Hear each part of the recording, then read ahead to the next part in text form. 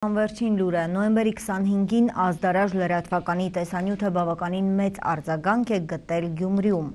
Հույս շահույթ չհետապնդող կազմակերպության ղեկավար ամերիկահայ բարերար Էմմա Կարապետյանը հույս էր ներշնչել գյումրեցի անօթևան, սակայն այդպիսի կարգավիճակ չունեցող քաղաքացիների մոտ։ Վերջինս իր կազմակերպությունում ընդգրկված 61 ընտանիքից ընտրել էր նման ընտանիքներին եւ խոստացել հաջորդ տարվանից 5 ամիսը մեկ մի ընտանիքի համար բնակարան գնել։ Տեսանյութից հետո եւս երկու ընտանիքի տիկին Էմման ընդգրկել է իր կազմակերպության շահառուների կազմում։ Ռուզաննա Քոջարյանի 8 հոգանոց ընտանիքն ապրում է Մանուշյան 228-ի 282 տնակում։ Կարիքի մեջ ապրող 5 անչափահաս երեխան էլ ոգևորված էին Էմմա Կարապետյանի այցով։ Այս ընտանիքում չէին էլ հավատում, որ իրենց հեռախոսազանգը Ցայք հեռուստաընկերությանն արձագանք կգտնի։ Ցայքով ենք տեսա, որ ինքը որոշ մարդկանց օգնել է։ Լավ բարեր արել, մեծ ցանկություն առաջացավ իրեն հետ մոտիկից ծանոթանալու, որովհետև նման բարերարներ շատ քչեն են հիմա։ Հույս կազմակերպության ղեկավարը տպավորվել էր նաև Թեհմինեի հետ խոսազրույցից։ Վերջինս մեծացնում է երկու անչափահաս հիվանդ երեխա, ամուսինն էլ հաշմանդամություն ունի։ Տիկին Էմմային տեսել եմ Ցայք հեռուստաընկերության ազդարաժ լրատվականով, զանգեցի, հետաքրքրվեցի, շատ շնորհակալություն, որ տիկին Էմման մեզ արձագանքեց։ Հույսերս ինքն է, որ նա կկարողանա մեզ օգնի, գոնե տղտան հարցով,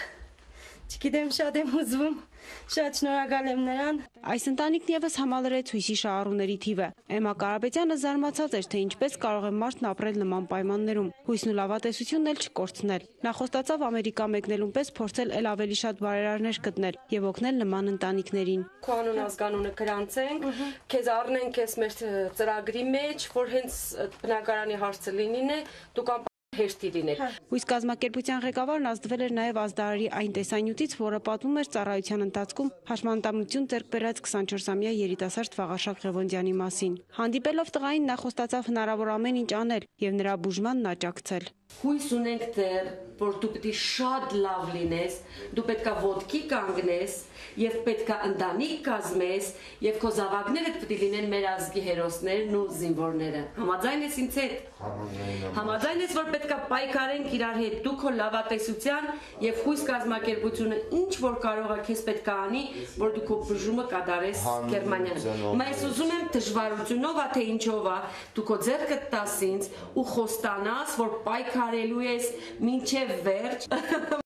Մենք շատ լավ կարողացանք եւ շատ ուժ ունի։ Իր շահառուների հետ հերթական հանդիպման ժամանակ Էմմա Կարապետյանը վստահեցրեց, որ հույս կազմակերպության անդամները որոշել են հաջորդ տարի գարնանից իրենց կազմակերպությունում գրանցված անօթևանի կարգավիճակ չունեցող, բայց տնակում